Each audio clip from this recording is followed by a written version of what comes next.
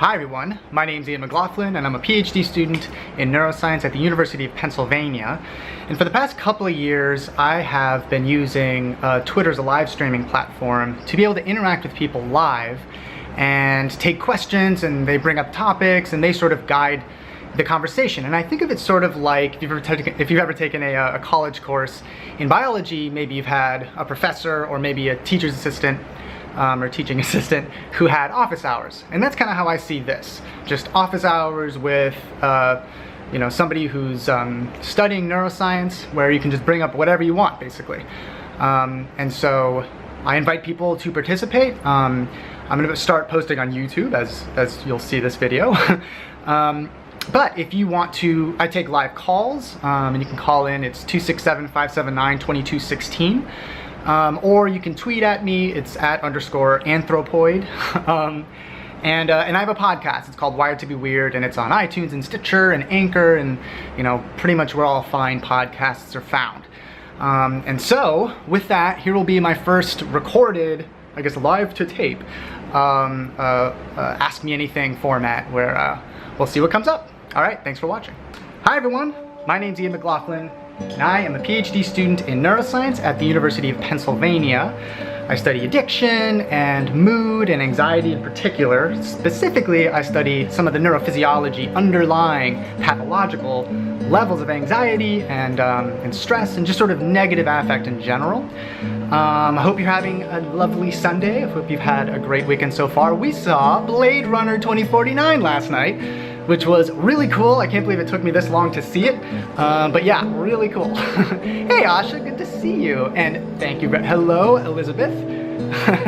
Bentley, hello, and Raymond Chunk, hello. By the way, today I am actually recording our conversation to potentially post on YouTube, and so, what? Somebody just called my phone, so sorry everybody. Hey, Commander Onion. Oh, and thank you so much for the super hearts so far, Elizabeth. I really appreciate it already. So yeah, I'm recording for YouTube, and so we shall see. Because I've gotten plenty of messages now, either over the phone line, which is 267-579-2216, or just emails, and now through the website, which is anthropoid.science, where people say, do you record these anywhere? Do you keep them anywhere? And they do stay on the platform, of course. They're always available on Periscope. But I think people have a sort of, there's a bit of like an activation energy or a sort of perceptual obstacle that makes people more likely to use YouTube for on-demand video and less likely to use Periscope, at least for now. So, potentially this will be on YouTube. All right, we better act right then. Yeah, that's right, people are watching. Try not to destroy my brain. Well, peace, love, I would never. Pop it on YouTube. Yeah, hey, what's up, Stripper Scott? Good to see you. I'm doing well, Commander Onion, thank you very much. Under the same handle in YouTube, yeah, I think it's just Anthropoid. Yeah, I'll have to check that. But in any case, we'll see. This is kind of a test run. I still don't actually have a computer that can edit video quite yet. I'm working on that right now, figuring out the best bang for buck type of deal. But yes, I think the idea will be to have this type of stuff on demand, sort of like a podcast, but with video. All right. I was bored AF. Thanks for saving my intellectuals. My pleasure, Jerry in Portland. I've wanted to visit Portland for a while now. I've heard it's a really cool city. What's my specialization, Hugo Grotius brings up? Well, so my specialization is in, you might say, circuits neuroscience, where rather than studying large brain regions in humans, which is what we might call a cognitive neuroscientist, what I study are specific clusters of neurons that communicate with other specific clusters of neurons. So in other words, circuits of neurons or networks of neurons. And in terms of which neurons I'm studying, of course, the human brain has about 86 billion neurons. And while I don't study the human brain necessarily, I do study a very similar model of the human brain. And I focus on a circuit in the brain that's very ancient. It's been on Earth for, in one animal or another, for about at least 350 million years. And we have data that suggests that when people are experiencing the withdrawal syndrome from drugs like alcohol, nicotine in cigarettes, or now e-cigs, or opioids like morphine or more and more fentanyl these days, when we inhibit the activity or turn down the activity, down the volume of activity in this part of the brain, we can essentially ameliorate the outward manifestations of withdrawal. So potentially we could help people quit the drugs that they're using chronically and mitigate the severity of their withdrawal syndrome if we could target this circuit. Now that is assuming that the data continue to be supportive of targeting this circuit, but that's the type of work I do. While I typed out something sarcastic and had second thoughts, maybe I'm going, whoa! Zaina, pleasure to have you in here. Zaina, a newly minted, well, I guess she's been pursuing science in one degree or another, but now she is going down the rabbit hole of neuroscience. And of course, Zaina, our friend from the United Kingdom, and a member of the Slack group. So, how cocaine can you quit? Okay, so, and then we can talk about chiari malformation, sure. So cocaine is a drug that actually used to get quite a bit of attention from the research community. And in fact, the director, well, it's not actually, that's probably not that interesting. This is the politics of science. But in any case, cocaine is sort of a classic addictive drug. We've learned a lot about addiction more broadly by focusing on understanding what it is that cocaine is doing to cause people to compulsively self-administer more cocaine. Why is it that people will continue to consume cocaine over the course of many, many hours, despite the fact that they know that it's not, in their best interest or it's not prudent? Well, so in other words, we can learn a lot about why alcohol or heroin are addictive by understanding cocaine. So, cocaine is within a family of drugs called the psychomotor stimulants. So other drugs with which you might be familiar are part of this family as well. So like amphetamine, for example, that's present in Adderall, but also methamphetamine, which is not really present in any commonly prescribed drugs these days, used to be though. And then methylphenidate, or otherwise called Ritalin in some cases. These all operate with sort of similar pharmacological activity, not the same, but similar, in that they elevate the signaling in a part of the brain called the mesolimbic dopaminergic circuit. And so that is the rewarding circuit, or at least that's what we think is responsible for most of the rewarding, the fun aspect, the recreational aspects of doing cocaine or misusing, Adderall or amphetamine. And what among a variety of pharmacological actions that cocaine and amphetamine share is causing specific neurons in a part of the brain. If you were to look at a human brain, it looks kind of like a boxing glove, right? With the temporal lobe here, the brainstem here. And if you look basically right is where the brainstem is meeting the cerebrum, the bigger part of the brain, there's a cluster of neurons in an area of the brain called the ventral tegmental area. So ventral meaning towards the bottom, tegmental meaning of the tegmentum, and an area. It's just a broad, it's not that broad, but a region of neurons, all of which synthesize a lot of dopamine, neurotransmitter with which you might be familiar, infamous dopamine. And so cocaine, amphetamine, and then other drugs that people do recreationally. In point of fact, all drugs that people do recreationally, from alcohol to cannabis to ketamine, all elevate the signaling in these dopaminergic ventral tegmental area neurons. Okay, so all of that said, when we compare the difficulty that people have quitting a drug like cocaine to other drugs that are highly addictive, like let's say heroin, it does tend to be the case that people have greater success trying to quit cocaine compared to heroin. And that is likely due or attributable to the differences in their pharmacological activity beyond just the mesolimbic dopaminergic circuit. And so there is a lot of cause to be optimistic. If if you know you're addicted to cocaine, you're having difficulty stopping, the best thing you can do, because we haven't quite yet innovated in terms of new pharmacological treatments, new medications that can be prescribed to help people quit cocaine. But the best thing you can do is reach out to a support network of people who are also trying to quit cocaine. And this is true for basically all addictive drugs. Now, you might have heard of Narcotics Anonymous, or perhaps you've heard of Alcoholics Anonymous. There's also Narcotics Anonymous. And not everybody loves those models, and that's understandable. But there are similar types of sort of procedural structures that can help people, A, begin the work of trying to quit a drug, but then also B, plugging them into a network of people, a supportive network of people who will assist them when they inevitably, or not necessarily inevitably, but very likely will undergo relapse or just feel, severe cravings. And so that's the best thing you can do. And if you are in a position to do so, reaching out to an addiction medicine specialist is the most prudent thing you can do, because they, of course, will be networked into these support groups.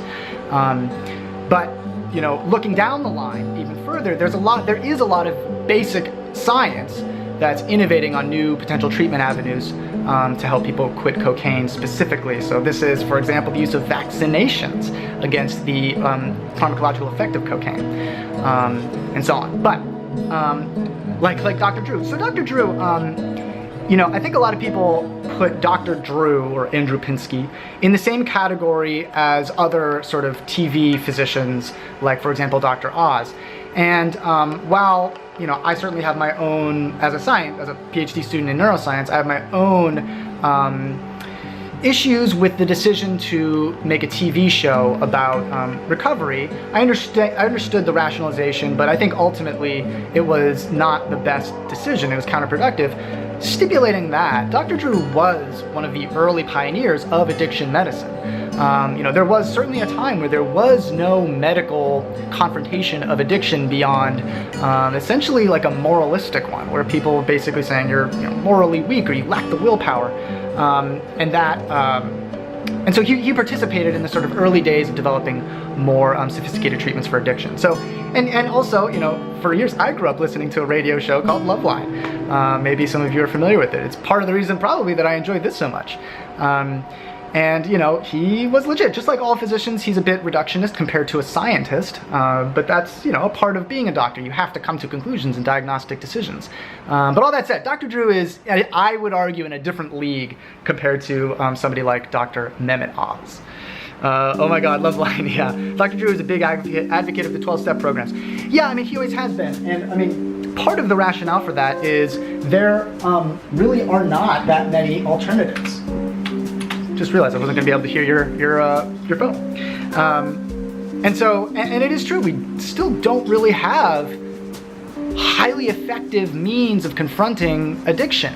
And particularly in the wake of, you know, the opioid overdose epidemic in the United States, which, by the way, is, you know, diffusing beyond the borders of the United States. I mean, Canada is certainly have seen significant seizures of significant amounts of drugs like fentanyl. And so, you know, it is a priority of the research community, the biomedical community more broadly, to develop better treatment strategies. But in the absence of that, the best tools that we have today are things like, you know, like 12-step programs. Not necessarily Alcoholics Anonymous or Narcotics Anonymous specifically, but that type of a structure. Okay, what are your thoughts on TMS for depression and anxiety as opposed to medication? So Bay 7348 brings up. So TMS, for anybody that's not familiar, is transcranial magnetic stimulation. And as the name implies, it's transcranial, meaning that it can traverse the boundary of the cranium, it can get through the skull. Magnetic, meaning magnets. And then stimulation, meaning that this device can stimulate, and by stimulate it really means make neurons more or less likely to fire impulses or action potentials.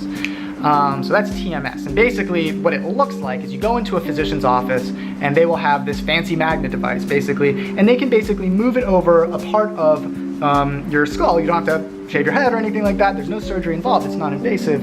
And basically gain access to the activities, or I should say just sort of modify the activities of superficial layers of neurons, meaning neurons that are towards the outer layers of the brain, and make them more or less likely to fire action potentials. And so, you know, some of the early demonstrations of this technique were basically, you know, you can, for example, take a TMS, a TMS device, and basically move it along my primary motor cortex, and you can actually see involuntary muscular contractions in me.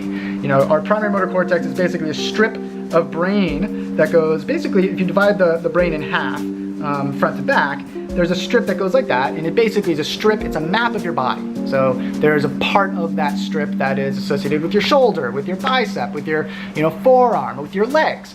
And if you zap those little regions, you can see these involuntary movements. And you can do that with TMS. Now, there's more to the brain than just neurons devoted to movement, right? And there are some data that show that applying this technique to basically prefrontal structures, the structures that are sort of out here, for I think 30-minute increments, has been associated with improvements in symptoms that extend beyond just the duration of the treatment. So in other words, you go in for treatment, you sit there for about 30 minutes, and there's sort of what it sounds like, of magnetic fields applied to, I think it's the dorsolateral prefrontal cortex, but it doesn't matter, just sort of prefrontal areas in general, and people have a reduction in the severity of their depression. Now, broadly speaking, this technique is being explored for what we would call treatment-resistant depression. So these are people who have undergone the various other types of strategies that we have, pharmacological, psychotherapeutic, and so on, and they haven't arrived at a significant improvement in their symptoms. And unfortunately, this is not a small number of people, right? A lot of people, for a lot of people, the standard of care is not as effective as we would like. And so we do need some innovation, and there is a lot of innovation going on in terms of developing new treatment modalities. So for example, there is a pretty broad foundation of data that suggests that drugs like ketamine, for example, have been effective for some people with treatment-resistant depression. And then yes, TMS is another treatment modality that's been shown to be at least moderately effective for people with treatment-resistant depression. So how do I feel about it as opposed to, the sort of standard pharmacological treatments of depression? I don't know that we should think of it in that way. Just like a carpenter doesn't only use a hammer to build a house, a physician, a psychiatrist, and psychologists need to be armed with a variety of tools to effectively treat the diversity of examples of depression. Not everybody gets depression for the same reason. And so as a result, it's not an either or, at least in my mind, and I think probably the biomedical community more broadly. It is, let's see what kind of combination of treatments gets you to a higher quality of life and minimizes the likelihood of taking one's own life, right? And rates of suicide in the United States, at least, are increasing and showing no signs of slowing down. And so, I think it's a great sign. And it is just one avenue of innovation that is suggesting there might be some alternatives for physicians or clinicians to better manage depression. Depression due to life circumstances is too often seen as just a chemical imbalance. Yeah, indeed. And oftentimes, physicians will use shorthand to describe what it is, what depression is. And they'll say chemical imbalance, and of course I don't need to tell you this, Zaina, but more broadly, the concept of a chemical imbalance is a bit antiquated. Nobody in the biomedical community would suggest that it's still just too little serotonin. It's not that simple, or just too little dopamine, or too little norepinephrine. We sort of graduated from that era. And we now know that rather than focusing on specific neurochemicals, like the monoamine, serotonin, dopamine, norepinephrine, rather what we should focus on are brain regions. So, the median raphe, the dorsal raphe, the ventral hippocampus, right? Broad connections between brain regions that we know participate in regulating mood independently of any pathological state, but are also implicated in pathological states like depression. And hello, Wolf Puppy, it's good to see you in here. TM treatment sometimes doesn't have any noticeable effect. Well, of course, Commander Onion, our resident skeptic, whose presence I always appreciate. That's right, but that's true for essentially every treatment, right? For some people, SSRIs just don't have any significant, treatment benefit. And also, of course, are associated with pretty substantial side effects. And so if there's no significant benefit, then why even deal with the side effects? We could go on down the line. Every pharmacological strategy, specifically pharmacological, has responders and non-respondents, and that's almost certainly going to be true for any type of modulation of brain activity. So that's not surprising. That doesn't mean that it's useless. And I'm happy to talk about what some of the theories behind why a treatment modality like TMS, why we think it might be effective, if you guys are interested. But by the way, before we leave the topic of depression, at least for now, there is a neuroscientist, I believe at Berkeley or Stanford, who does a good job of straddling the line between hyper-focus on specific neurotransmitters, but then putting that, which is not all that productive, it's what I used to do before I went into neuroscience, so focusing on neurotransmitters to sort of name the actors in the story, but also giving attention to the broader story, right? What is depression? Why are we even capable of depression? And his name is Robert Sapolsky. So worth checking out if you want a deeper dive. He has a lot of lectures on YouTube, which is, I think, a great resource. He makes some mistakes, by the way, and I'm happy to go into that, specifically around substance P. All right. Hi, and unfortunately I won't be able to listen much time. I've had a bicycle accident and concussion. Whoa, a violet star. I'm so sorry to hear that. Well, yeah, recovery is your priority, without question.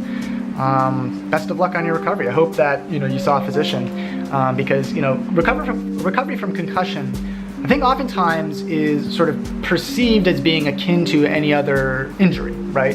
Like you injure, you know, your shoulder like I did, which prevented me from being in the gym for like 9 months. And so what's the solution? Well, you just, you know, you keep weight off of it, you know, you don't use it, certainly don't do what you did when you injured it, and over time you'll recover, maybe some physical therapy. When it comes to concussions, the treatment response is not so intuitive. You don't necessarily want to, okay, challenge the brain, give it problems to solve. So yeah, important to see a physician. And we're getting a call. Calling from a 682 area code. What can I call you and where are you calling from? Oh, looks like I lost the connection. So feel free to call back in. Sign me up for the maiden voyage on your neuroscience cruise. Yeah, that'd be fun, right? I think they call that Burning Man. Kidding. All right. There's our caller. Calling from a 682 area code. What can I call you? Where are you calling from? Hey, my name's Ben and I'm from Dallas. Ben from Dallas. I used to live in Texas. Anyways, what's on your mind, Ben? Yeah, I don't know if this is like in your scope of knowledge, but I wanted to ask you about like lower back pain. Okay. So my back pain started when I was much younger. I used to play a lot of video games. Like my 12 to like 18, I had bad posture. I would play video games all day, like sitting in a computer chair. But I didn't know I had back problems until I joined the Marines, and I was standing all the time, and it was a bunch of like outdoorsy stuff. And I'm 25 now, and my back, it just regularly like flares up, and it's pretty like I can't really do much when it flares up. Right. Okay. So basically, through your adolescence, you feel like there was a postural issue that was sort of maybe subtly injuring the joints in your back. And then you joined the Marines, which I understand is pretty physically demanding. Yeah. And so when you were in the Marines, maybe during training, or I don't know, were you deployed? Yes. Wow. Okay. Well, and so was there any specific injury that occurred to your back? No, it's mainly just like standing for long times, or no injury specifically, but it all began in like basic, where it's just like you literally stand there for like 2 hours waiting to do something, and it's just like there's never been any direct injury. It's just like it's always just kind of like bothered me if I stand for a long time. Sure. I mean, you know, so of course I'm a PhD student in neuroscience, and so, you know, of course your the best way forward. I assume you're on, you have like USAA or health insurance, right? Yeah, and I've been to a chiropractor, and he says there's nothing wrong with my back, so I don't. Maybe it's like muscle pain or something. I don't know. I mean, so when it comes to chiropractic, I mean, it is true that pain is actually the number one, and some physicians would say the only, let's say, authentic or evidence-based treatment by chiropractors. But in any case, you know, if you could go to, you know, an orthopedic physician or something like that, you might have better insights. But okay, so what could be going on here? And once again, you know, I'm a PhD student in neuroscience, not a physician. So, you know, it's not like you're alone in terms of being an adolescent and playing a lot of video games, right? You know, a lot of kids did that, or still do that, certainly. But one could argue that perhaps if you're doing that in lieu of doing things like exercising, you know, playing sports. Did you play sports when you were a teen? No, that's the thing is when I was a teenager, I was actually like kind of overweight, and I just played video games all the time. And it wasn't until I hit like 18 that I really started like working out regularly and running, and that's when I really found out that maybe something's wrong with my back. Gotcha. Well, I mean, that's pretty remarkable that you went from that to being in the Marines. That's pretty impressive. But, you know, certainly, you know, that is a period of time during which musculature is developing. And so, you know, it perhaps would be unsurprising that a chronic bad posture during that time and a lack of engagement of those, you know, stabilizing muscles could predispose you to being at a deficiency, you know, when those muscles are really being tested, like, for example, when somebody might join the Marines. And so, I mean, you know, it's the kind of thing that I would, if I were in your shoes, I would certainly go to a physical therapist. Perhaps if you could find a sports medicine, physical therapist that isn't focused specifically on, geriatric patients, is focused on like injuries in young people. And there could be fairly simple things that you could adjust, like your sort of daily posture, ergonomic chairs, and that kind of stuff, where you don't really think about it until you feel the pain of the ramifications of that pain. That's what I would do. But beyond that, and beyond a sort of broader biological model of how this can happen, being perhaps during a period of your life when a lot of musculature develops, it just wasn't developing due to your lifestyle at the time. Beyond that, I don't know that I have significant insights for you, unfortunately. All right. Well, thanks a lot. I enjoy your Periscope, by the way. Oh, it's my pleasure, Ben. Thanks for your service, and thanks for calling in. All right. Bye. Man, I feel like it's pretty remarkable if you think about it, right? You go from playing video games, and as Ben said, he was overweight, to being in the Marines, in the United States Marines. That's a pretty significant 180. So I could imagine if you're not like playing football and doing the types of stuff that I would imagine sort of broadly prepares people to join such a physically demanding force like the Marines. I could imagine, that would be associated with potential injury. And it's too bad that Camille isn't in here, because Camille is a physician from France, also a member of the Slack group, who really keeps up to date on the types of research that would be relevant here. It's too bad that she's not here. Oh, she is here. Oh, Camille. Oh, wonderful. So, comme le deux. I don't want to volunteer you to give advice, but if you're in here, if our friend Ben from Dallas is still in here, perhaps connecting with Camille would be prudent. Okay, Logan Paul, I have a PhD in theoretical physics, and I find your field of study very interesting. Well, thank you very much, Logan Paul. As far as I'm aware, Logan Paul does not have a PhD in theoretical physics, though that would be a twist of the century. I appreciate it. Either way. Okay, what part of the brain? And so Camille is saying, of course you can reach out, and Camille is very communicative, and I highly recommend her. What part of the brain is consciousness in? Well, life is wondrous. First of all, agree with your handle. My friend did the name. Okay, Logan Paul. That's pretty great. So, what part of the brain, specifically, what part of the brain encodes consciousness? Well, it's kind of a trick question, because the simplest answer is all of the brain encodes consciousness. And we know that because over the years, even before we had a field devoted to the brain and the nervous system more broadly, scientists of the era, anatomists, people like Ambroise Paré, a French anatomist, one of the best of his time, as well as Vesalius from Italy, doing anatomy at a time when anatomy was largely considered to be sacrilegious, essentially. Up until then, there really was no anatomy between essentially Galen, the ancient Greek guy, and these folks during, I think, like the 1500s. So in any case, these guys, there are a couple of different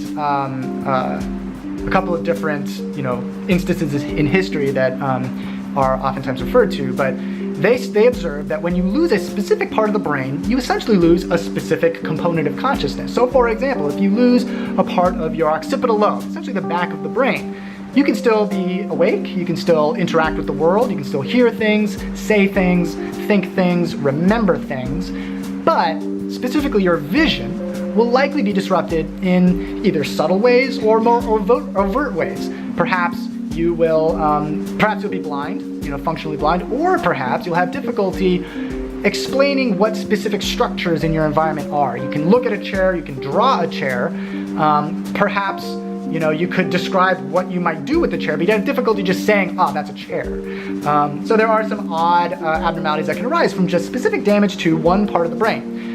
In a different part of the brain, let's say the fusiform gyrus, if you specifically damage that part of the brain, your vision, your sensory systems more broadly, well, I should say, generally speaking, your sensory systems will be intact. Your ability to converse with people, your ability to remember things, Most things will be intact. However, excluding one thing, you'll have difficulty recognizing people's faces, even people to whom you were very close, even family members, people that you love dearly. You'll have difficulty saying, ah, that's Irene, right? And you'll have to use other cues, excluding the face. And of course, the face is one of the most critical cues when it comes to social interaction.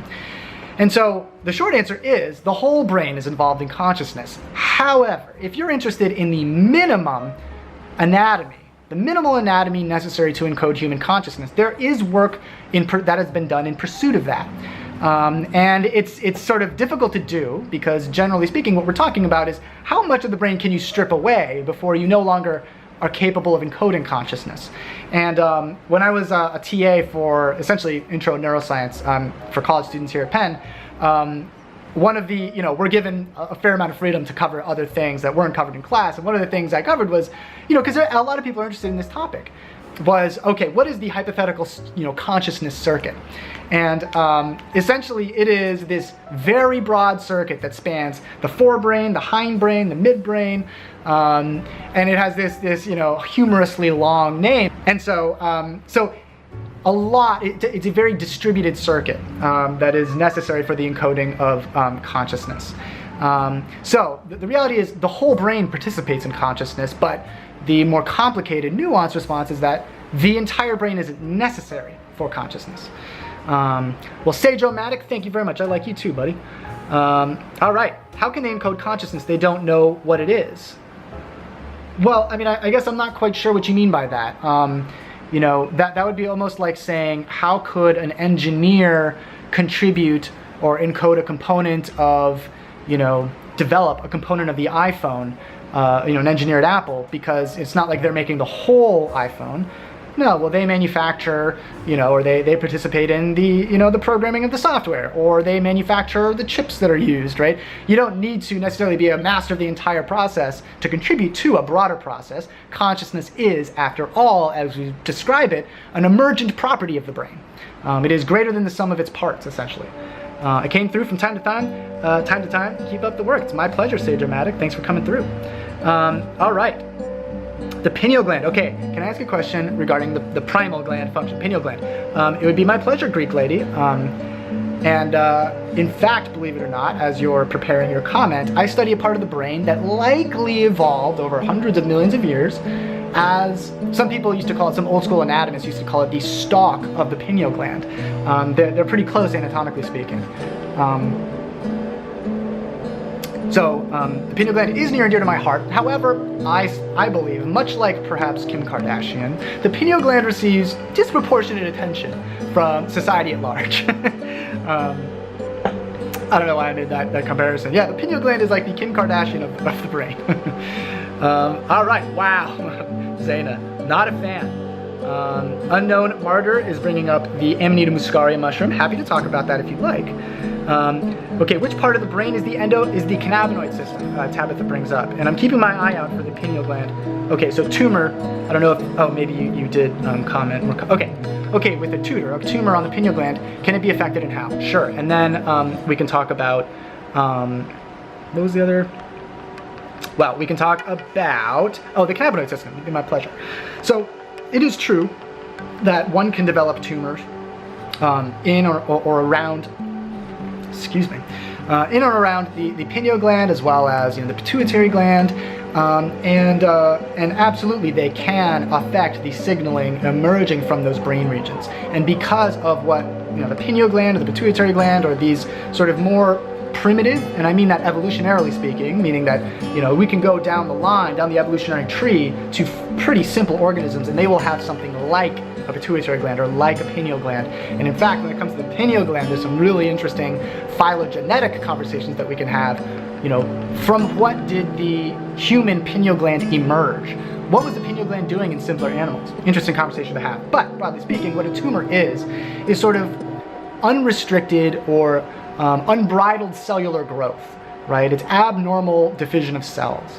And what that can do is impinge upon the normal functioning of the neurons that are there, such that it can cause them to release way too much of a given neurotransmitter or hormone. Now the pineal gland is involved in a variety of things, as many of these evolutionarily primitive brain structures are.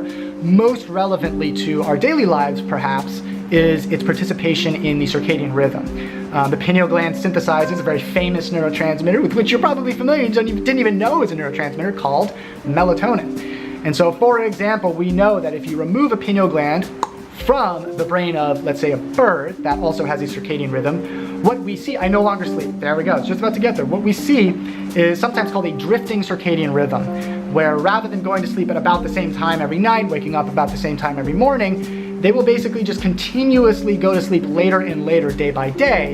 And that's why we call it a drifting circadian rhythm. And that is in part because what the pineal gland, one of the things the pineal gland does, is it takes information encoded by photoreceptors on the retina, so in the eyes, and most of those signals from the retina, from those photoreceptors, go directly to the, well, not directly, but go to the occipital lobe, parts of the brain devoted to decoding that visual image. Well, some of those signals take a left turn a little bit, and they arrive at the pineal gland. And what that does is it influences the amount of melatonin that's being released, and thereby also influences the signaling that occurs between the pineal gland and another part of the brain called the suprachiasmatic nucleus. And so as a result, that is why we have a circadian rhythm, at least part of it, is because as there's more blue light in our environment, when the sun is, at its highest, that is when that system is being stimulated to prevent the release of melatonin, to make you less likely to be sleepy, to promote wakeful activities. And so if you somehow impinge upon that circuit, that system will be disrupted. And so therefore it is unsurprising that our friend here is unfortunately suffering from this disruption of her sleep schedule, because the pineal gland is one of a network of brain regions that regulate sleep. So now hopefully, you're given the fact that you're aware of the location of the tumor, your physicians will be able to intervene surgically. While of course, sleep is crucial to a healthy, lifestyle, it is perhaps more desirable than having a tumor in another brain region that might be associated with impulse control or your ability to inhibit aggression and these types of things. I'm sorry to hear about the tumor, and I hope that you'll be able to receive some treatment soon. All right, got a dip, but I'll roast you later. All right, Zaina. Zaina, our up-and-coming neuroscientist friend from the United Kingdom, also a member of the Slack group. Let me know, everybody, if you'd like to join the Slack group. We basically go back and forth about a variety of topics, a lot of them science, but most of them probably at this point not science. Just let me know, I'll send you an invitation. Also, we have a subreddit, and it's called Alive Science, and that is specifically about science and society. Read something about the blue light causing irreversible damage to the retina. Scary stuff. Yeah, Avis, another member of the Slack group. Good to see you here. Yeah, I saw that headline. I haven't read the paper yet, though. And so, my initial reaction was, that is a headline that the scientists themselves did not write. But, we'll see. All right. So, your top looks cozy. Yes, it is a very comfortable clothing day. Where is the pineal gland? Sure. So the pineal gland is, again, a very small part of the brain that probably receives a disproportionate amount of attention. But it is, let's say in simpler organisms that don't have a big fancy neocortex like the humans do, it is basically on top of the thalamus. It's sort of this tiny little nugget right on top of the thalamus. The thalamus is kind of like the core, one could think of it as like the core of the brain anatomically. And a lot of signals go through the thalamus to communicate to other parts of the brain. Sometimes people refer to the thalamus as the switchboard of the brain, which is overly reductionist, but a lot of anatomy has to be. But so basically it's sort of like towards the dorsal area, the top of the thalamus. In very simple organisms, like certain lizards, for example, the pineal gland, given its role that it plays in regulating the connection between light stimulation and circadian rhythm, it actually anatomically kind of looks like what could have become a retina, an eyeball. It is sort of spherical in shape and morphology. And in these simpler organisms, it is so close to the top of the head that it actually is exposed to the external environment. Well, it's not just open to the external environment, but it's high enough, dorsal enough on the brain that it does seem to be receiving visual information, not necessarily contributing to your visual perception, but rendering the nervous system more directly sensitive to exposure to light. So yeah, does one need to be a scientist to join, or just interested? Just interested, of course. I heard red light has many benefits. Well, Jonathan, one of the benefits of having red lights at your disposal is that it is less likely to disrupt your circadian rhythm. For example, if you're sleeping and you have to get up to go to the bathroom, you can use red light, and that will be less likely to impinge upon your circadian rhythm. And believe it or not, mice, we oftentimes will use, or let's say, rodent models more broadly, we oftentimes use red light because they are essentially insensitive to red light. And so for all intents and purposes, they're in the dark. So yeah. Oh, does a person who has a Chiari malformation have alternatives to surgery? So the Jason Hodge, I am not familiar with alternatives to surgery to correct a Chiari malformation. For anybody that's not familiar, a Chiari malformation is basically a change in the anatomical growth of brain regions that are adjacent to the cerebral aqueduct, basically, which is a sort of a tube that conveys cerebral spinal fluid from the ventricles inside the brain down to the spine, essentially, the spinal cord. And I believe it is the cerebellar peduncles that sort of drop down and basically push and limit the essentially the size of the cerebral aqueduct, which can therefore cause things like hydrocephaly. Gosh, I'm like confusing that prefix there. But in any case, it can cause a buildup of pressure attributable to a deficiency in the draining in cerebral spinal fluid. And so I'm not familiar with any type of treatment that would be different than surgery. It is a pretty anatomical, physical disruption, rather than a change in neuronal signaling, right, that we might talk about when we're talking about something like Parkinson's disease.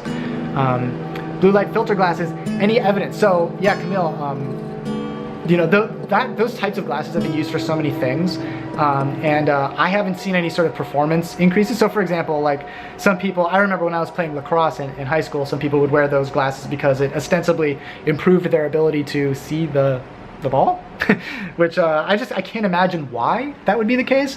Some people will use it when they're using computers to reduce the visual strain. And again, like, I suppose perhaps, and maybe there is this new line of evidence implicating exposure to blue light and visual damage, but I haven't seen that research. And I guess the theory for like sports performance might be that given how much blue light is around us and how poorly blue light wavelengths propagate through air, right? The reason that the sky is blue is because, I don't have to tell you, I'm sure,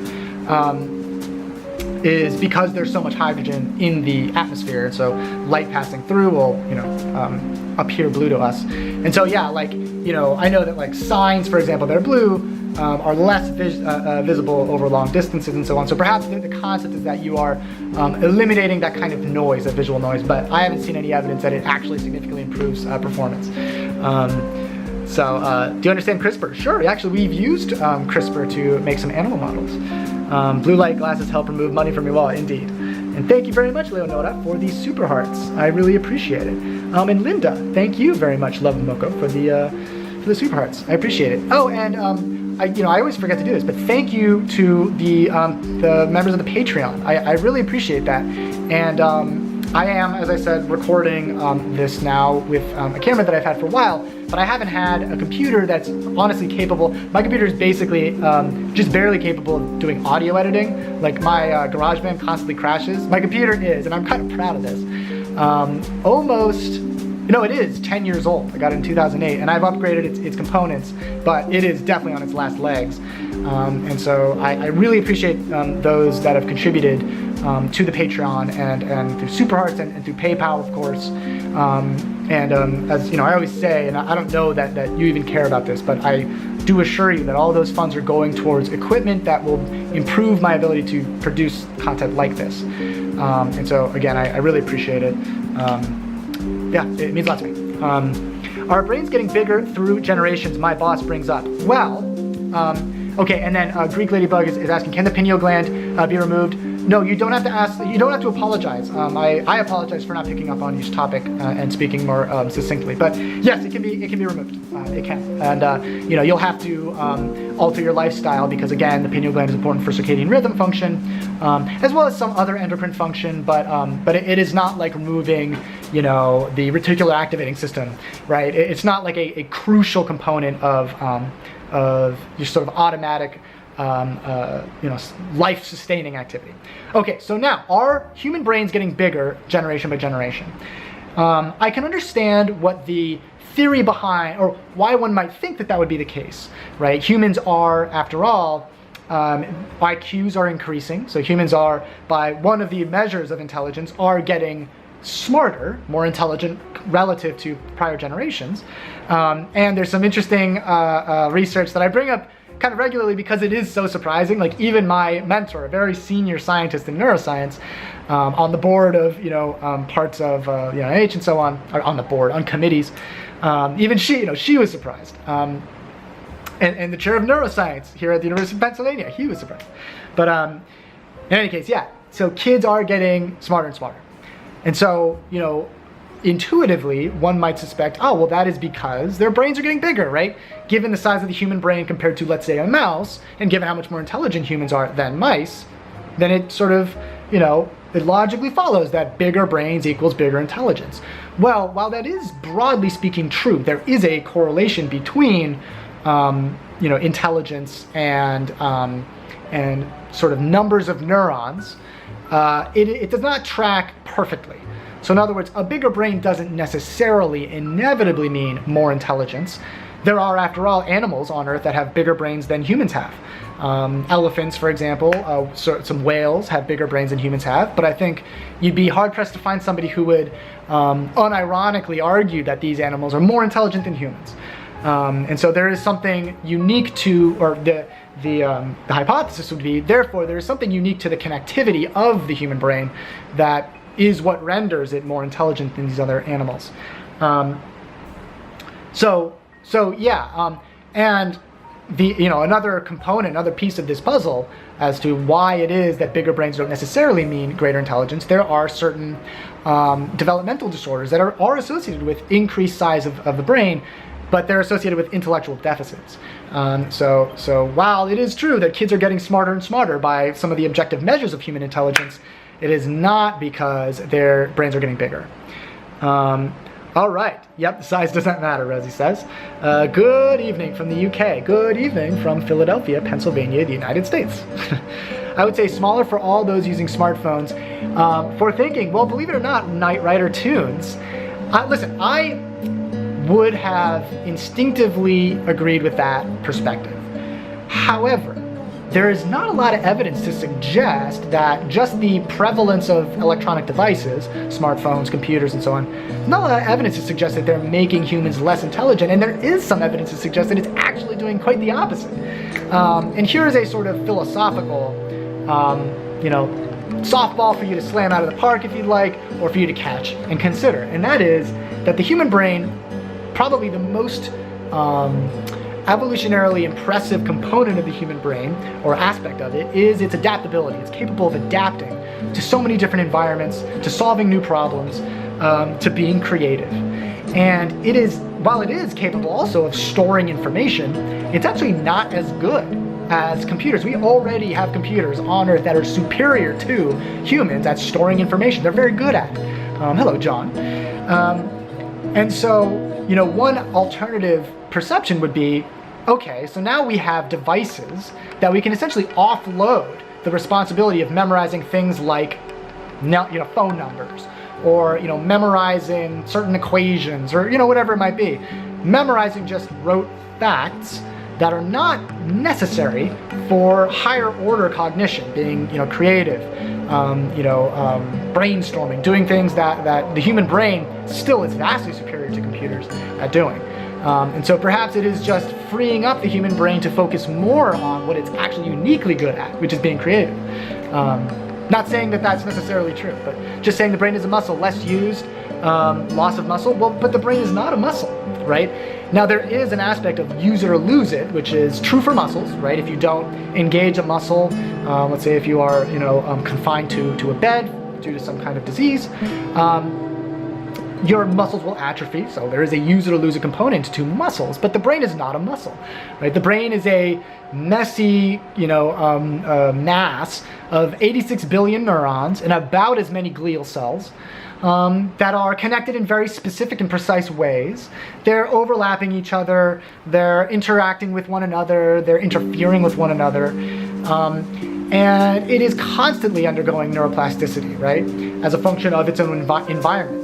And so, while there is a use it or lose it component to things like human memory, right? If you, for example, stop intellectually challenging yourself after, you finish whatever level of school you had the motivation to finish or had the ability to finish, if you just sort of, okay, I'm done with high school, that's it. I know what I need to know to live a happy life. That's understandable, but that sort of a lifestyle is associated with an increased predisposition to dementia. And so, while I agree with you there, what I would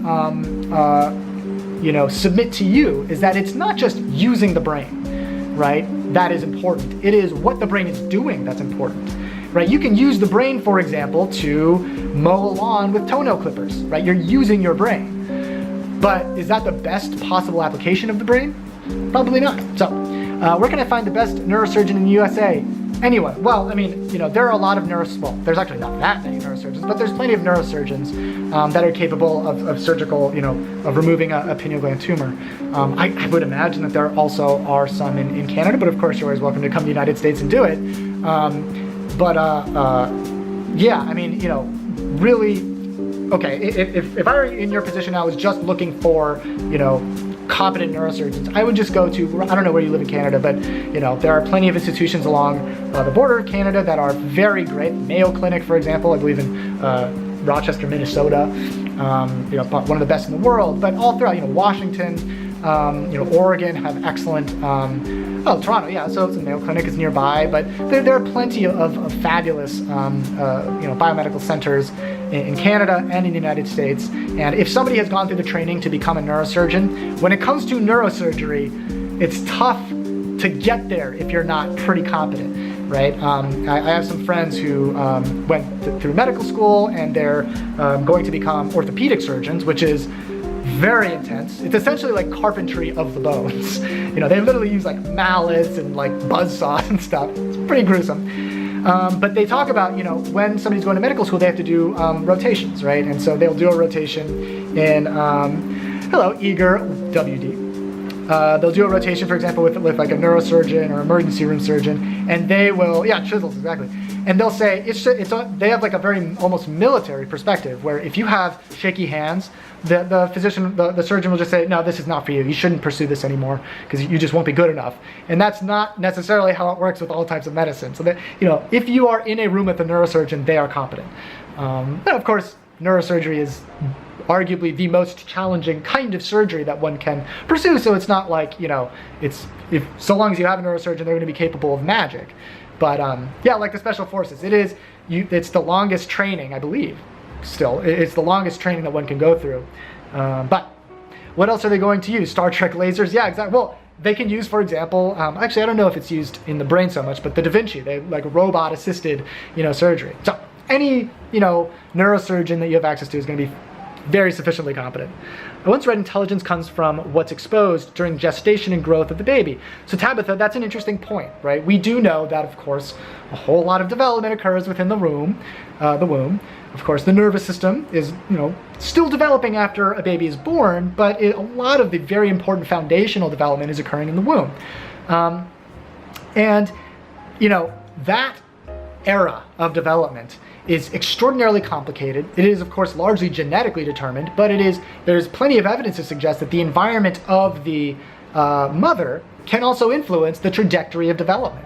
There are different sort of avenues of inquiry that are interested in trying to identify those. So, for example, one thing that one might be confronted with is how stressed out was the mother? Was the mother in a loving environment with a lot of support, plenty of nutrients, and plenty of rest, or was the mother in a circumstance where she wasn't sure that she was going to have enough food to feed herself, She was perhaps, maybe being abused by an abusive partner. And, those are very different, of course, life experiences, but also those are very different neurophysiologies, right? A chronic stress will have ramifications both for the mother and then ostensibly also for a developing baby. When it comes to human intelligence, this is one of the most complicated questions that we can consider in neuroscience. It's an ongoing area of study. There is debate as to how much human intelligence is attributable exclusively to genetics versus the environment. You might be familiar with this debate, otherwise termed nature versus nurture. Ongoing debate. Clearly both are relevant. There's essentially nobody who would argue it's exclusively genetics or exclusively environment, but some definitely are more ardent supporters of the nature side, that it's all largely genetics, and there's some good reasons to believe that. But there is sort of the newer research in neuroscience that's also leveraging tools from traditionally unrelated fields, like for example economics or sociology, or somewhat more related fields like genetics. Some of this more sophisticated research is suggesting that the environment does play a very nuanced role that can be difficult to identify. But so all this said, yes, absolutely. Being, a mother being exposed to certain environmental stimuli will influence the development of a fetus, but it's not necessarily determinant of that fetus's intelligence, ultimately. If you took a baby from 20,000 years ago, would it develop just as any other in modern society? My name is Ben.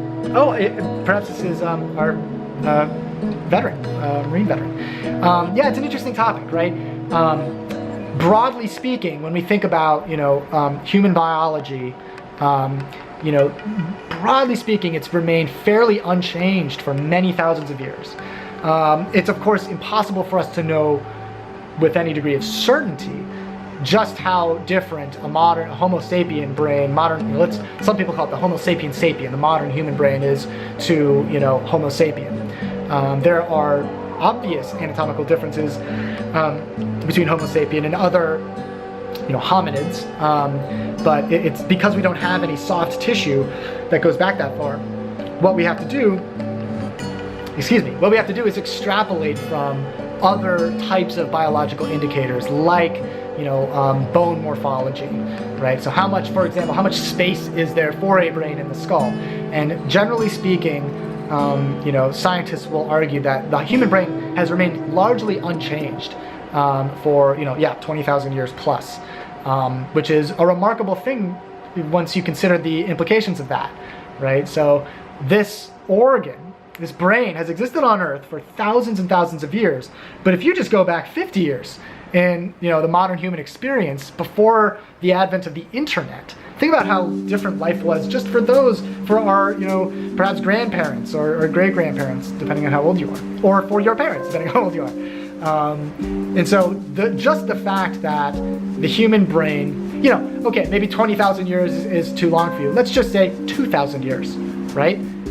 Just given that it's the same brain, largely unchanged 2,000 years ago, and today, it's pretty remarkable how adaptive the human brain is. I bet Ian is a good chess player. I don't play chess very much. I've been wanting to try and play Go with my podcast partner, Bo. I have a podcast, it's called Wired to Be Weird. It's on iTunes and Stitcher and Anchor recently. And so you can check it out. We talk about things like addiction, recently the Stanford prison experiment, the marshmallow test, and how those might have been right versus wrong. And I'm gonna release a new podcast episode pretty soon. But yeah, I've been wanting to play her in Go, because Go, chess obviously is extraordinarily challenging. I would be destroyed by probably a large percentage of you in this room right now. But Go is like orders of magnitude more complex than chess. Even Go masters, Lee Sedol, the Go master of his generation, when it comes to chess, you can sort of brute force memorize, Wired to Be Weird, different moves. When it comes to Go, you just can't do it that way. You have to do it largely by intuition and feeling, which is interesting. Okay, you are calling from a 201 area code. What can I call you and where are you calling from? My name is Mark, and I'm calling from Jersey. Mark from Jersey, my next door neighbor. What's on your mind, Mark? Cool. So, I'm not sure what you were talking about so far about the brain, but being that you're a brain scientist, what is it that you are advocating? Are you like coming with a solution for something, or are you just talking about the brain in general?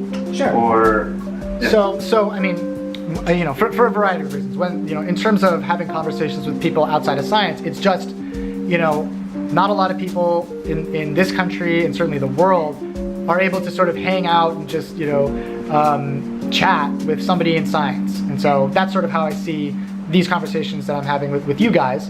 As though you were just sitting next to somebody in a bar and that person happened to be a neuroscientist and you just have a chat. Another way to think of it is like office hours. If you ever took like intro biology, maybe your professor, maybe his or her TA had office hours where you could just go in and ask any questions. I did that as a TA. And so that's sort of how I see this. But in terms of my own personal work, what I do is I'm trying to map out a part of the brain that we know is involved in addiction to alcohol, nicotine, and opioids, and quite likely stimulants as well, to enable us to devise better pharmacological treatments for addiction. I covered ibogaine and some of the medicinal chemistry innovations on ibogaine, which has been shown to be remarkably anti-addictive for opioids and stimulants. But yeah, so while we do have modern treatments, I want to better understand the brain so we can have even better, more competent treatments. That's right. So ibogaine, that is a natural thing, right? So ibogaine is a molecule that is present in a plant called Tabernath iboga. So yeah, it's natural. That doesn't necessarily mean that it's healthy. Some people have actually died from seizures after being administered ibogaine. Generally speaking, these people were also undergoing methadone treatment for opioid addiction. So it's not that well understood. It's also very illegal in the United States, unfortunately, so it's tough to study. But there are some biomedical scientists who do study ibogaine as well as its analog, 18-methoxychloronaridine. But yeah, so that's what ibogaine is.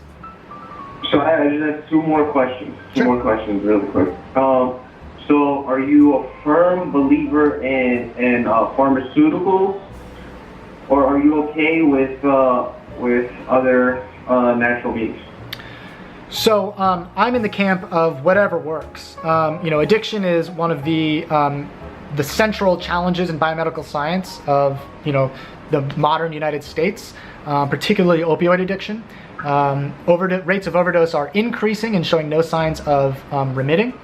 And I am an all of the above supporter. We definitely need better pharmacological treatments because, after all, drug addiction is at its core a pharmacological modification of the brain, right? You're taking a drug, modifies the brain, and so we could potentially ameliorate those changes pharmacologically. But there is no question that there is a very serious role played by behavioral interventions and social interventions. So I'm for all of the above. Okay, great. So the last thing that I wanted to say was, have you heard of food-grade hydrogen peroxide and how that is said to curb all addictions? I have not heard that specific concept, but frankly, as somebody, I've written, 4 peer-reviewed publications, a chapter in a textbook, technical textbook for neuroscientists, and just with regards to what we understand about how drugs work in the brain, as well as the neurophysiology of addiction, hydrogen peroxide is way too simple of a molecule to have any targeted effect on addiction. And the cells in our body, some of our immune system related cells produce hydrogen peroxide, but just in terms of what it would do if you were drinking it, or if it gained access to the brain, it would be completely non-selective and not particularly effective above and beyond what we have available today. All right, cool. Those are all my questions. Right on. Well, thanks for calling, Mark. Thank you. Mark from New Jersey. Yeah, and I should say, I totally understand the interest in whatever somebody might say is effective. I get why somebody would be interested in hydrogen peroxide if some people are finding it effective. But, be careful. Because of the fact that we don't have particularly effective medications for addiction, it is ripe for charlatans and snake oil salesmen to exploit people who are suffering for profit. So, all right. Why don't y'all just give people St. John's wort or Valentin root? H-tau, HT, let's say. Well, St. John's wort is sold as a supplement, oftentimes marketed to help people suffering from depression or mood, aversive mood in general. But from the science that's been done to try and understand why St. John's wort is effective in those for whom it's effective, it's not effective for everybody, not even close, is that it has some very subtle pharmacological activity that is comparable to that of Prozac, right? It seems to have selective serotonin reuptake inhibiting activity, which is the same thing that fluoxetine or Prozac does, or pretty much the frontline treatment for depressions do. So that's partly why. There's also a lot of variability in what molecules are present in any given sample of St. John's wort, right? So let's say you're growing it and I'm growing it. Maybe you're using fertilizers and stuff that I'm not using, so therefore you have a much more potent version of the same plant, right? And so therefore somebody who's suffering from depression, again, a life-threatening condition, right? Again, rates of suicide are increasing in the United States, continuing to increase. The idea that we're gonna put our trust in a plant of variable potency and production standards strikes me as irresponsible. Mock the Selfie, thank you very much for the super hearts. I appreciate it very much. Oh, and Camille, thank you for the super hearts. I also appreciate it, as always. Here in Chicago, farm reps feed doctors, staff free lunches to push their drugs to sell, okay or no. Night Rider tunes, from my perspective, absolutely not okay. While I am absolutely an advocate of the use of medications to improve the quality of life of people who are suffering from addiction, depression, psychiatric illnesses in general, that doesn't mean that that I feel that there are no problems with the relationships between the pharmaceutical industry, medicine, the institution of medicine, and society. I mean, there's room for a lot of improvement there. The advertising incentives, also more complicated issues like how intellectual property is regulated in the United States legally. There's a lot of room for improvement there. But that doesn't mean that all medicine is bad or that anything that the pharmaceutical industry produces is bad. It just means that the industry itself could benefit from, or society could benefit from, some regulation of how the industry operates. We don't live in a black or white universe here, right? You have to be, if you want to participate in, these conversations about some of the most complicated aspects of modern society, you have to think with nuance, right? And Big Pharma using universities for unbiased research. So Commander Onion, there is a seed of truth to that. However, I think the more important problem there is that not that the pharmaceutical industry can fund some research. Because, for people outside of the pharmaceutical industry, I totally understand, I used to be of this opinion too, that they are always interested in falsifying evidence, right? Whatever happens, they just want to get supportive data. When in reality, in terms of the business of the pharmaceutical industry, what they are actually trying to find is something that is marginally effective, just something that is effective enough to get them to sell it, right? So they're not going to, and of course there's always mistakes and there's always, corruption in any industry, but they're not fundamentally interested in pushing ineffective medications writ large, right? What they're actually interested in is how quickly can we kill a project, right? How quickly can we figure out when we can stop investing in a project and focus on what is, again, marginally effective. It's a business just like any other business, indeed. And that is, the economic system in which we operate. So, the idea that the pharmaceutical industry is somehow uniquely, perversely incentivized, I think is a little bit naive. Ian just heard one of my comments. My name is Ben. No, it's my pleasure, man. Okay. True. Men are dying at astronomical rates with barely any support. Indeed. I mean, perhaps a more specific way to phrase that would be, people in the United States are dying at unprecedented rates of opioid overdoses and suicide. In fact, when it comes to gun violence, that is sort of like, a major aspect of that conversation in the United States that oftentimes goes unnoticed or unvoiced, which is a lot of gun violence is actually self-inflicted, which is, alarming. What are the benefits? What are the best tells for being drugged for psychotics on a slow incline? So peripheral experience, I'm not quite sure what you mean by that. The best tells for being drugged for psychotics on a slow incline. Yeah, I'm not sure what you mean by that. I'm sorry to say. Why do you lose your memory more through age, right? So Kalushi is basically bringing up, why is it that, we all are probably aware of the fact that as we age, there is an anticipated cognitive impairment associated with aging. In some people, it's more severe than others, right? Well, it's a complicated story, as it often is in the brain. But generally speaking, for human intelligence and cognition is a complicated thing, right? It's not like there is a specific part of the brain that is devoted to being intelligent or encoding cognition. It is a distributed circuit network of neurons all throughout the brain that all have to be able to communicate with one another effectively to encode these signals. And as we age, a large sort of a general change in our neurophysiology occurs that impedes effective communication between these brain regions. For example, membranes, the outer membranes of neurons become a bit more rigid, right? And so you might not think of it this way, but things like neurotransmitter receptors or ion channels, the things that enable neurons to fire impulses, but also be sensitive to the signals from other neurons, those proteins oftentimes move along the surface of neurons. They have to be flexible. They're inserted into membranes, they're taken out of membranes, they're shifted, right? When you develop new synaptic connections. And as membranes become more and more rigid and less fluid, that aspect of neuroplasticity is disrupted. There's also there are similar types of examples like that, all of which have a similar disruptive effect on neurotransmission. But more broadly, the ramification of those changes are that these neurons are less capable of interacting with one another efficiently. And so you have things like deterioration, for example, of spindle neurons that convey signals from the forebrain to more mid and hindbrain regions. And with predictable consequences, right? The forebrain is associated with a lot of impulse control, executive planning, forecasting future events. And so those various things are therefore disrupted. There's also, it's important to also acknowledge the fact that just because you don't have Alzheimer's disease specifically doesn't mean that there are still aggregates that can form, comparable to the aggregates that form in Alzheimer's disease, amyloid beta plaques, neurofibrillary tangles. Those can be present in the brain of somebody without Alzheimer's disease.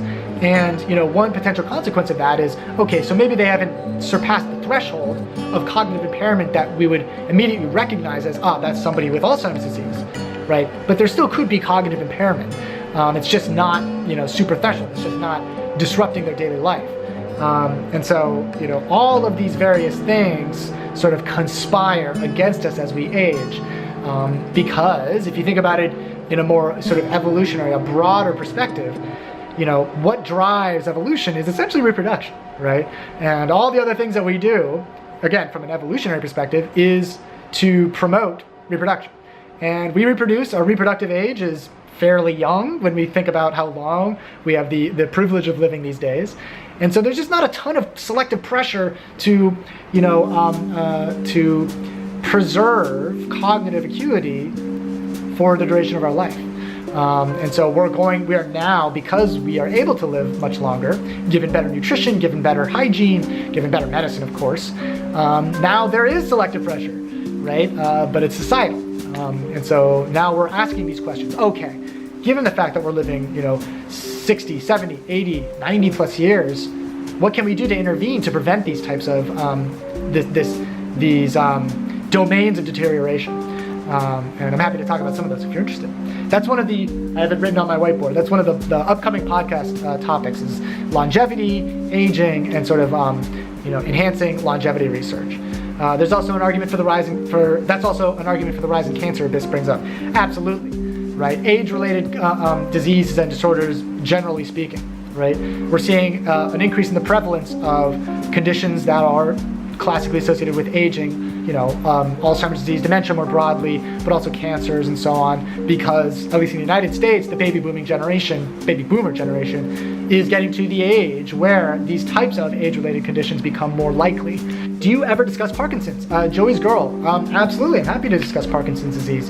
Of course, it's a broad topic. There are multiple, aspects of Parkinson's that one can discuss.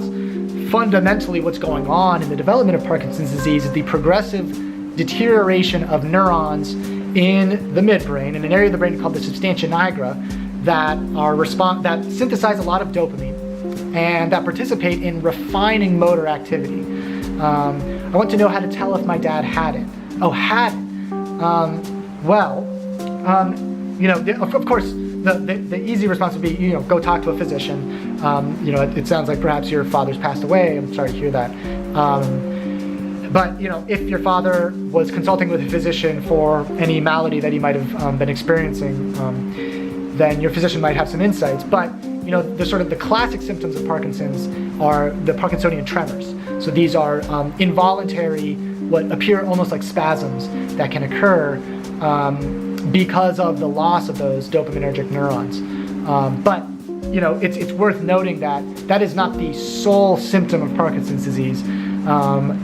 There are cognitive symptoms, there are mood-related symptoms, because the substantia nigra, while it is principally associated with motor, voluntary versus involuntary motor activity and refining, rendering our movements more graceful, it is also involved in other things. Camille, yeah, thanks for hanging out. It's always a privilege to have you here. I hope all is well with you. And thank you very much for the super heart. I appreciate it, Stan. Very generous of you. It sucks doctors don't treat Parkinson's until it's full blown. That's true for a lot of neurophysiological diseases. Certainly when it comes to Alzheimer's disease, infamously, right? Oftentimes when one is observing overt disruptions of cognition and memory, that is when the disease has progressed quite a bit, right? So in other words, another way to phrase is that Alzheimer's begins developing long before one ever observes disruption of, cognition. We all, and it's for understandable reasons, right? We all have days where we feel like we're not quite as sharp, we feel like we're tired or slow, we're not as creative or insightful as we normally are. Well, those are sort of hallmark symptoms of Alzheimer's disease. So yeah, that's not, that is a problem. Why does the brain feel loyalty towards inanimate objects like a 10-year-old computer? I know, right? My name is Ben. It is wild that's possible, right? That our human brain does that. Of course I would just be speculating, but one could argue, why is it that we feel loyalty to animals, right? I'm a dog person. I cannot wait to get a dog, but it's not like I rely on the dog for survival. It's not like the dog is my own offspring, but talk to any dog person, they love their dogs. Dogs are members of their family, and that is because humans are capable of forming attachment. We form attachment to those, our partners, our life partners. You love your wife, you love your girlfriend, and you form attachments, of course, to children, right? And these attachments are objectively irrational, right? You will put the well-being of your wife or your child above and beyond your own, and strictly objectively speaking, the most rational thing to do is to preserve one's own life, right? You don't want to compromise your own life. The priority number one is to survive. But things like love and maternal attachment or parental attachment to their children, they incentivize us, they modify our brain activity such that we are motivated to engage in behaviors that are not necessarily in our own best interest, but are in the best interest of those to whom we are attached. And of course, there are disorders, for example, where people can form very strong attachments to inanimate objects that are even less complex than computers. Okay, can dementia start at a young age? Absolutely. Suncho Huncho. Yes, absolutely. Particularly aggressive forms of dementia, and specifically Alzheimer's disease, have been shown to begin as early as in one's 30s. So if you have a particular SNP or short nucleotide polymorphism, you've inherited the ApoE4 gene. This is a very strong predictor of Alzheimer's disease. If you ever do like 23andMe or any of the sort of the services that will sequence you, or not really sequence you, but test your genes against basically a list of SNPs to tell you, you are 75% Lebanese, you're 40%. I guess you'd be something like 30%, Irish or whatever. They can also, at least 23andMe has gotten FDA approval to do some diagnostic work. So basically say, and when it comes to Alzheimer's disease, the SNP that they use, or the comparison that they use, is the ApoE4 gene. And so yeah, if you've inherited 2 copies of that, you have a very increased likelihood, it's very strong likelihood of developing Alzheimer's disease and developing it rather early. This specific inheritance does not explain the majority of Alzheimer's disease. Most people who have Alzheimer's don't have that, haven't inherited that predisposition, but certain populations have. I believe it's particularly common among those with Northern European ancestry, but I think that also could be attributable to the fact that the studies identifying this gene were done in Scandinavia, I believe.